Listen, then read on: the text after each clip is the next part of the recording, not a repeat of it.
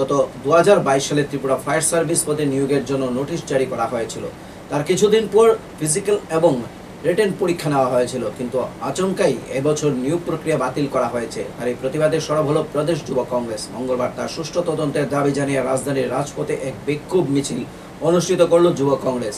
এদিনের মিছিলটি কংগ্রেস ভবনের সামনে থেকে শুরু হয়ে শহরের বিভিন্ন পথ পরিক্রমা করে পরে ফায়ার সার্ভিস অফিসের সামনে বিক্ষোভ দেখাতে শুরু করে। এই মিছিলকে ঘিরে দস্তাদস্তি হয় পুলিশের সাথেও। পরে তাদেরকে গ্রেপ্তার করে এডিনগর পুলিশ মাঠে নিয়ে যায়।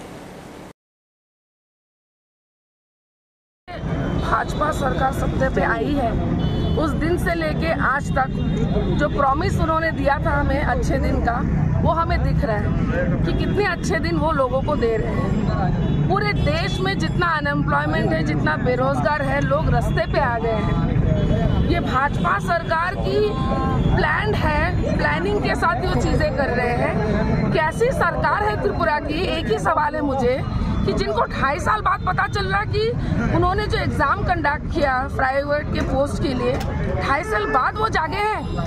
उनका कहना है कि उन पोस्ट में जो एग्जाम हुआ वो सही तरीके से नहीं हुआ, जो रूल्स थे जिस तरीके से होने चाहिए थे उस तरीके से नहीं हुई है। आप 2.5 साल बाद सरकार में बैठने के बाद ये बात कर रहे हो।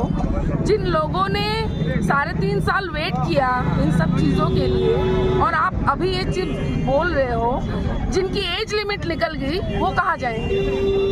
क्या गवर्नमेंट इन फायर ब्रिगेड की पोस्ट का एज लिमिट बढ़ा देंगे? रूल चेंज हो जाएगा? वो तो वो करेंगे नहीं।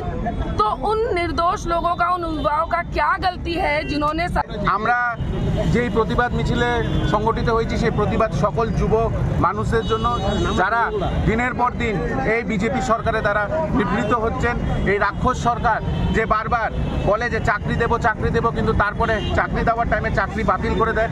আপনারা সকলেই জানেন 2022-এ ফায়ার ব্রিগেডের সার্ভিসম্যান এবং ফায়ার ব্রিগেড ড্রাইভারদের জন্য একটি পরীক্ষা নেওয়া হয়েছিল, ফিজিক্যাল থেকে শুরু করে সব নিয়ে নেওয়া হয়েছে। আজ 3 বছর পরে এপ্রিলের 8 তারিখ থেকে 9 তারিখ সম্ভবত তারা বলছে যে এই চাকরি বাতিল করে দেওয়া হবে। তাই 2 বছর 2.5 বছর যেই ছেলেগুলোর জীবন নষ্ট হয়েছে, এই সময় কি তারা ফিরিয়ে দিতে পারবে?